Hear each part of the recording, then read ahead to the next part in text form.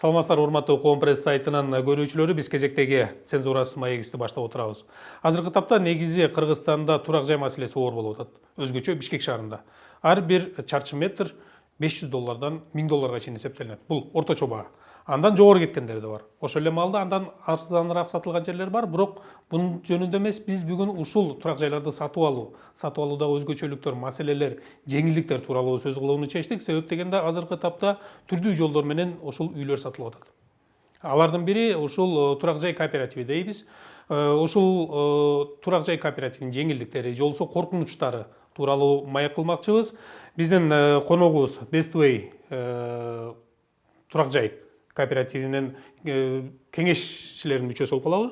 Кеңешинин мүчөсү Кубан Чороев. Азыр биринчи эле сурообуз ушундай болсун. Жогоруда сөз кылгандай, турак жай кооперативи негизи кайсы мыйзамдын негизинде иштейт? Бул негизи мыйзамдуу, себеп дегенде бул жөн эле ортодо чогула калып, акча чогултуп, бири-бирин алып берген уюмбу? Кандай болуп калат? Жакшы суроо. Негизги ошо кооперативдер жөнүндө Кыргыз Республикасынын мыйзамы бар. Бул 2004-жылкы номер 70-мыйзам. Ошонун негизинде ошо коммерциялык эмес турак жай кооперативдер өз ишин алып барат да.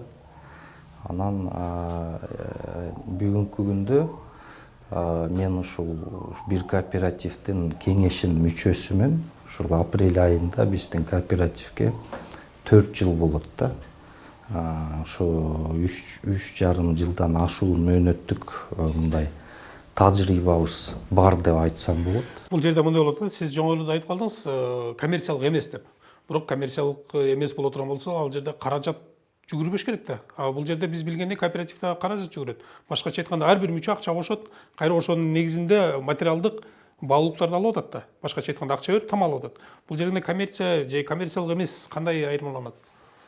Негизи биздин конституцияда так белгиленген да, ар бир адамдар биригүүгө укуктуу депчи. Мисалы, саясий партиялар алар ошол бийликке келиш үчүн кандайдыр бир топтор биригет да. Алардын максаты саясий максат. Ошондой эле саясий партиялар саясий болсо, ошондой эле социалдык, экономикалык маселелерди чечиш үчүн дагы Кыргыз Республикасынын жарандары конституция боюнча биригүүгө укуктуу. Анан кооператив деген бул негизинен коммерциялык дагы болушу мүмкүн, коммерциялык эмес да болушу мүмкүн.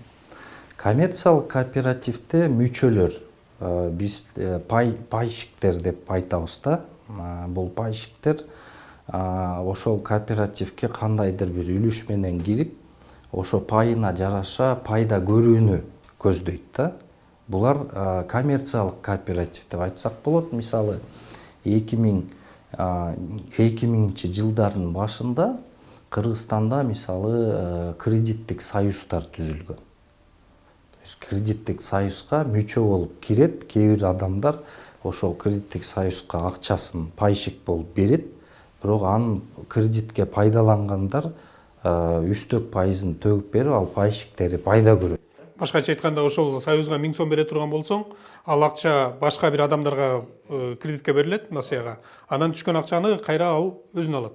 Ошол бул коммерциялык деп айтсак болот да. Ал эми коммерциялык эмес деген кооператив пайда алууну көздөбөйт. Өз ыктыяры менен элдер кооперативге ошол мүчө болуп катталышат. Алардын негизги максаты, мисалы, турак жай кооперативинин негизги максаты ошол кооперативдин мүчөлөрүн турак жай менен камсыз кылуу да. Ошол турак жай менен камсыз кылуу үчүн ар бир кооперативдин өзүнүн модели болуш керек да. Мындай иштей турган модели. Ар бир эле учурда 100% ал модель иштебейт. Ошондуктан анын уставында ошол модель толугу менен жазылат да, кандай укуктарга ээ. Мисалы, кооперативдин уставы Кыргыз Республикасынын кооперативдер жөнүндө мыйзамына туура келиш керек да, бул биринчиден. Экинчиден, кооперативге адам мүчө болуп кирип атканда ал ошол устав менен таанышып, ошонун баягы жол жоболорун өзү кабыл алыш керек да.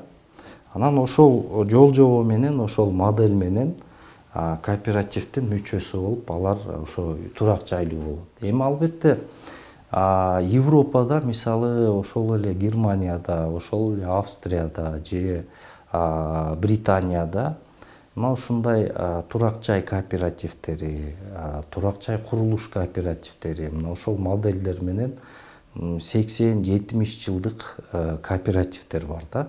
Тарыхы ушундай бийик. Алардын кооперация деген эми бул биздин баягы кыргыздарга деле тийиштүү модель да. Мисалы биздин кыргыздарда уруулар менен жашаган мурун. Уруучулук. Ал урууда ар кимдин менчиги болгон эмес, ошо уруунун менчиги, мал мүлкү ошо бардыгы уруунун менчиги болгон да. Бул кооперация. Боз үй жасаса, бардыгы биригип келип, бирөөнү үйлөө кылып, керегесин жасап, жанагы бардык нерселерин баары биригип жасап, кооперация аркылуу. Эми бул жерде жана сиз айтып калбадыңызбы, модельдер депчи, ар бир демек биздеги бир нече кооперация бар. Азыр кооперативдердин саны көбөйүп кетти. Азыр санын так билгендер болсо керек эми расмий бийликте. Бирок азыр иштеп аткандан биз билгенден эле кеминде 5 кооператив иштеп атат. Эми ар биринин модели ар башка болобу? Андай боло турган болсо, демек жарандар эмнени билиш керек? Мисалы мен ошол эле 5 кооперативдин биринде мүчө болгум келип атат. Менде дагы турак жай маселеси бар. Мен ошол жерден шарты ыңгайлуу кылып сатып алган жатам. Мен эмнеге көңүл бурушум керек? Моделине же болбосо аланды карасаң бардыгы эле ЖЧК. Мындай орусча айтканда ОСО. Документтери даяр. Бардыгы укмуш. Азыркы күндө эми ошо мыйзамга жараша бир 7 киши биригип алып деле кооператив түзө берет да негизинен. Бирок кооперативдин мүчөлөрүнүн саны бир 39тан ашкандан кийин ал кооперативдин негиздөөчүлөр эмес, ошол кооперативдин мүчөлөрүнүн жалпы кеңеши ошол кооперативдин төрагасын шайлаш керек. Ошол кооперативдин кеңешин, анын мүчөлөрүн шайлаш керек. Ошол кооперативдин ревизионный комиссиясынын мүчөлөрүн шайлаш керек. Бул деген мындай коллективдүү орган да. Бул бирөөнүн бизнеси болбош керек. Бүгүнкү күндө Кыргызстанда тилекке каршы ошол мыйзамдын негизинде катталып алып, бирок мындай иштебеген модельдин негизинде мындай финансылык пирамиданын моделин түзүп алгандагы кооперативдер жок эмес. Жеке бизнес болуп. Албетте, бул туура эмес да, эми философиясы бузулуп атат да. Эми ошондо мисалы карапайым адам келди деп коелу, макул базарлардын биринде соода кылат, же болбосо бир жерде бир өзүнүн 5-10 сом айлыгы менен жашап аткан адамдарыбыз бар да. Анан эсептеп келе турган болсо, аялдын айлыгы бар, өзүнүн айлыгы бар, анан дагы ошо тапкан ташыган жыйнаса, болжолдуу бир жерден жанагындай насыяга үй алса болот экен. Ошо менен келет да алар кооперативдердин бирин тандашат.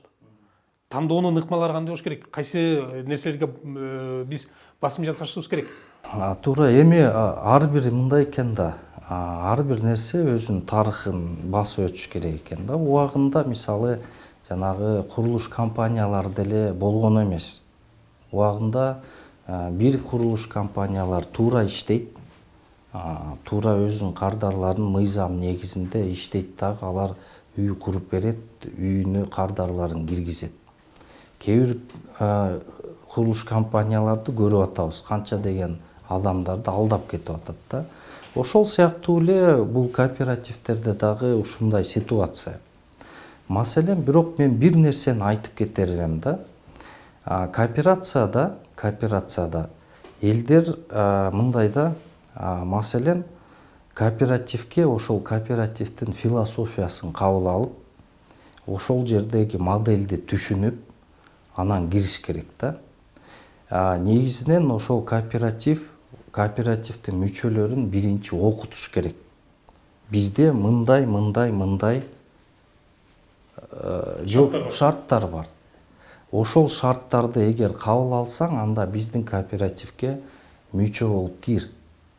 Азыркы тапта мүчө болууга болжолдуу эми орто эсеп менен алганда ошол кооперативтерде, белгилүү кооперативтерде эле иштеп аткан, ишин жүргүзүп аткан кооперативтерде канча болуп атат? Мисалы мен азыр кооперативге киргим келип атат. Мен канча сом төлөшүм керек? Болжолдуу. Ортодон эсептегенде. Жок, маселе мындайда, мисалы мен башкаларды айтпайын, эми биздин кооперативдин негизги шарты мындай да. Бизде программалар бар.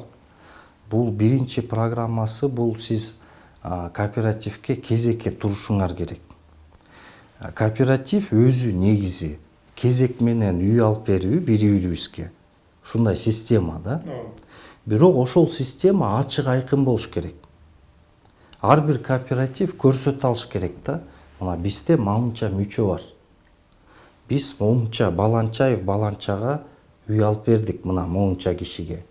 Монча киши бизде очередте турат. Ар бир кооперативдин мүчөсү канчанчы очередте турганын билүүсү керек. Мына ошондой шарттарды биз кооперативде түзүп бергенбиз. Бизде онлайн платформада ар бир кооперативдин мүчөсүнүн кабинети бар. Ал жерден ал көрө алат канча киши үй алды, канча киши очередте туруу, мен канчанчы очередте турам бүгүнкү күндө. Могу жумада кооперативде чогулган акчага канча кишиге алып бердик, очеред кантип жылды, канча акча топтолуп атат. Мына ошонун баардыгы ачык айкын информация кооперативдин мүчөсүнө ачык айкын болуш керек да. Ошондойлорго коркпой барса болот. Ошондойлорго коркпой барса болот. Экинчиден, мен ачык эле айта алам да, эгерде кооператив деп аталып аткан мындай в кавычках кооперативдер 4 айда, 6 айда же 8 айда алып берем деген жобону киргизген болсо, договоруна жазган болсо, ал мындай чыныгы финансылык пирамида деп айтсак болот да. Демек, мисалы мен азыр кооперативге мүчө болом деп бара турган болсом, мага убада берип атышат да, кепилдик берип атат. Жарым жылда же 1 жылда сен үйлүү болосуң десе, андан катыш керек экен. Анда бул классикалык түрдөгү финансылык пирамида да. Себеби аларда бирок далил эме убада берип атат да мага. Ишендирип атат. Сизге убада берип атат далилдечи. Бирок маселе мындай да. Мисалы сиз жаңы кооператив ачылды. Сиз биринчи кезекке мүчө болуп 35%-ын төктүңүз.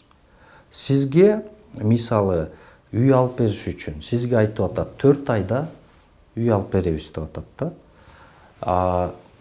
Хорошо, сиз айтасыз мен макулмун депчи. Сизге үй алып бериш үчүн дагы 3 киши сиз төккөн суммадай 3 киши төгүш керек, туурабы?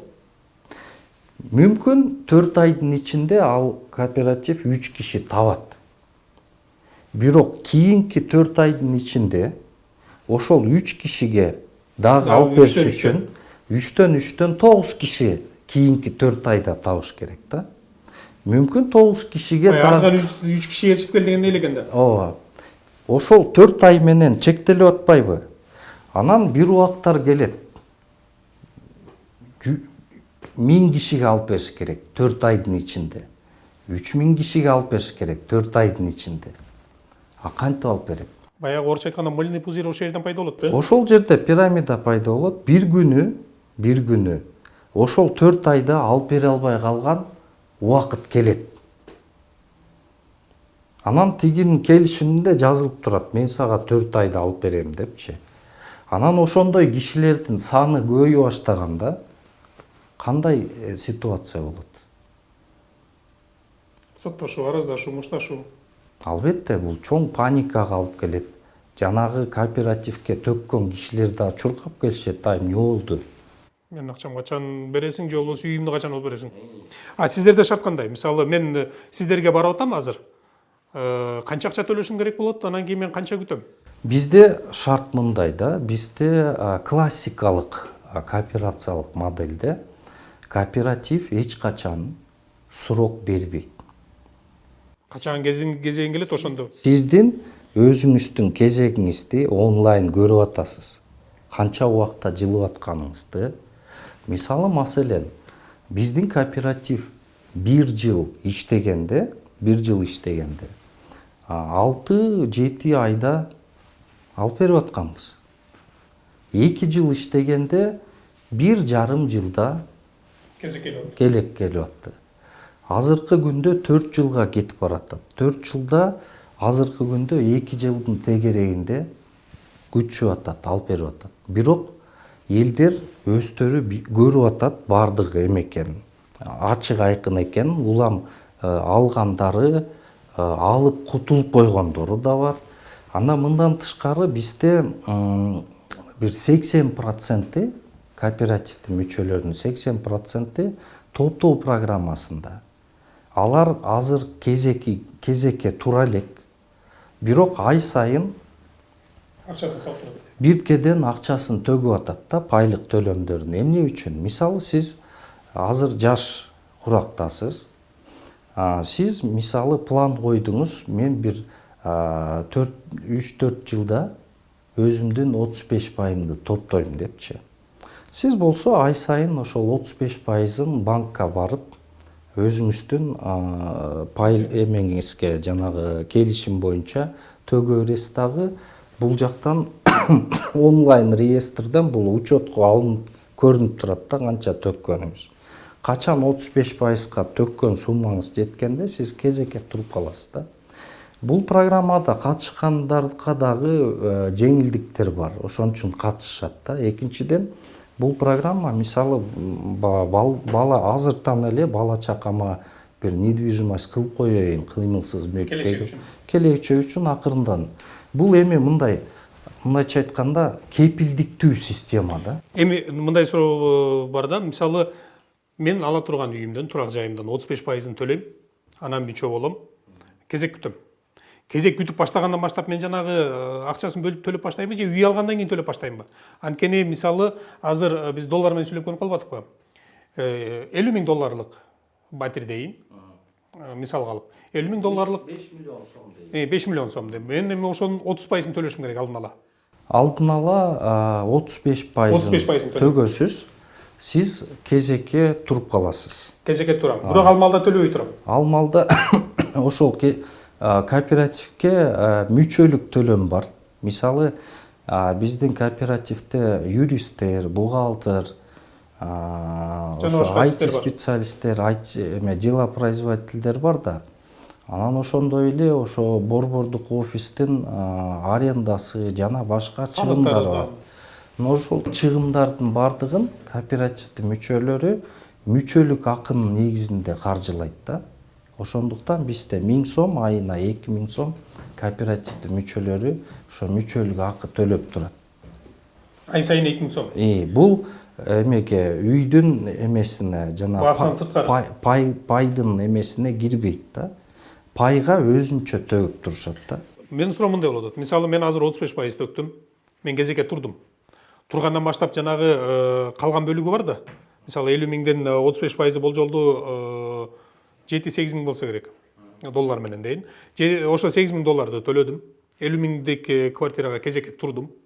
Анан кийин эртеңден кийинки айдан баштап мен жанагы калган 35%-ын 65%-ын төлөп баштаймбы? Же качан мен үйүмө киргенден кийин төлөп баштайм? Качан сиздин кезегиңиз келгенде сизге 2 айлык мөөнөттөгү убакыт берилет, ошол үй тандоого.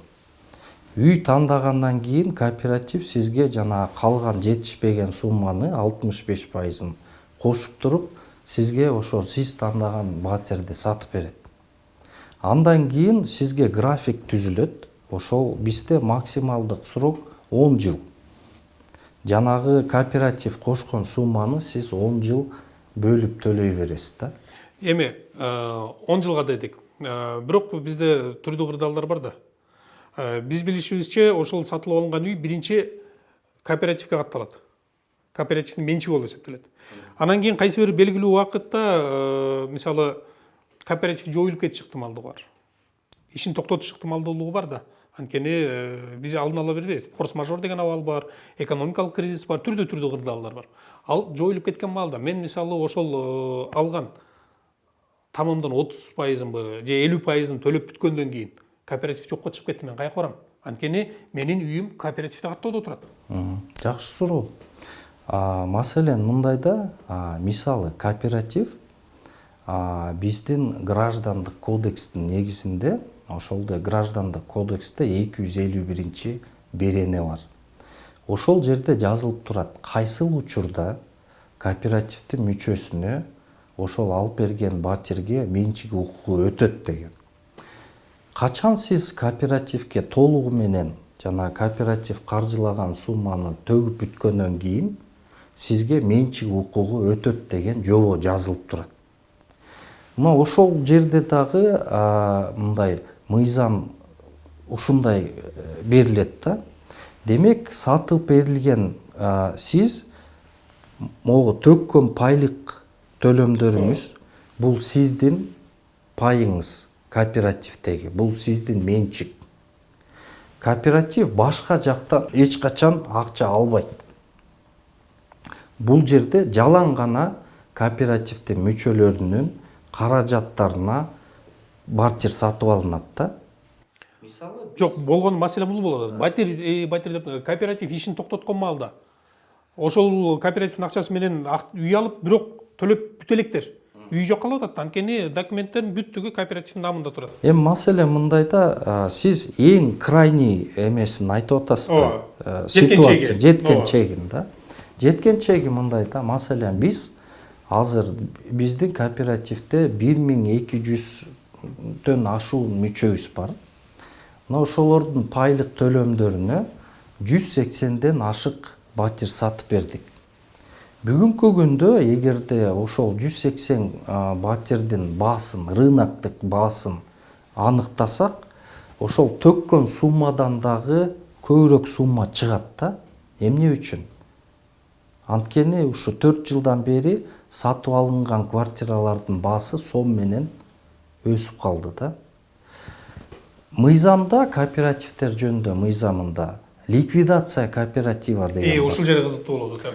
Ликвидация кооператива деген, бул деген, эгерде кооперативдин жана 1300 киши общий жанагы жалпы жыйында бардыгы келгиле кооперативди ликвидация кылайык десе, анда жанагы 180 квартираны, ал ошол 180 квартирада жашап аткан кишилер, мүчөлөр дагы, батир ала элек мүчөлөр дагы 100% бардыгы макул болуш керек.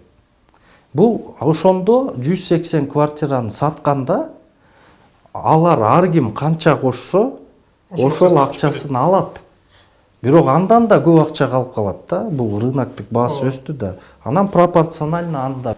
Дагы бир нерсе бар да. Мисалы, жалаң эле 100% менен макул болгондон сырткары дагы соттук чечимдери бар. Мамлекеттик кийлигишүүлөр болуп калышы ыктымал. Форс-мажор деген дагы абал бар да. Мисалы, биз күтпөгөн учурлар. Мисалы, былтыр эле 19-20 жылда ала турган болсок, ковид келди да биздин пландарыбыз бата тескери болуп калды. Бул ковид жөн эле ылаң болду да, карантин болду. Бирок мындан дагы оор окуялар, ыктымалдуулук бар да. Андай шартта мен ошондо баланча жыл төлөп келип туруп үй жай жок калышым да коркунуч бар да. Маселе мындайда, сиз кооперативде мындай ситуацияда багы форс-мажордон тышкаркы мындай ситуация барды айтайын. Эгерде кооперативдин мүчөсү кооперативден чыгам десе, анда 16 статья бар, берене, ошо закондун. Ал өз арызын жазат дагы, мен кооперативден чыктым, чыгам деп. Ошо арыз жазгандан кийин отчеттук жыл бүткөндө 3 айдын ичинде ага пайлык төлөмдөрүн Канча сом берсе кайтарып бериш ошончо керек.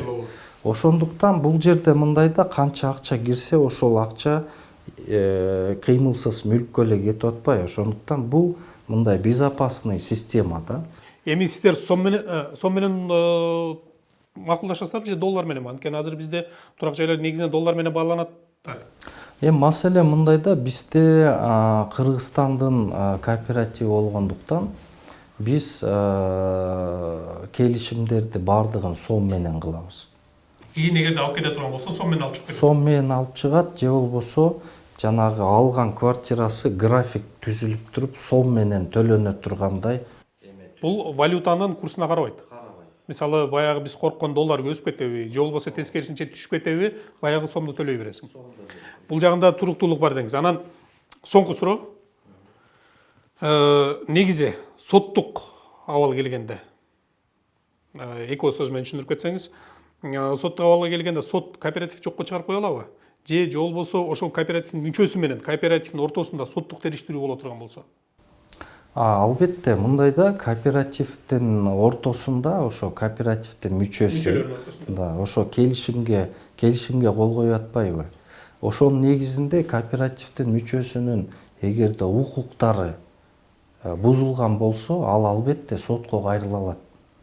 Анткен себеби сот ошол мыйзамдын негизинде, кооперативдер жөнүндө мыйзам негизинде, уставдын негизинде, келишим негизинде анын укугун коргоп бериш керек да. Эмне себептен ошол эле мыйзамдын 7-беренесинде жазылат да, Кыргыз Республикасы дейт.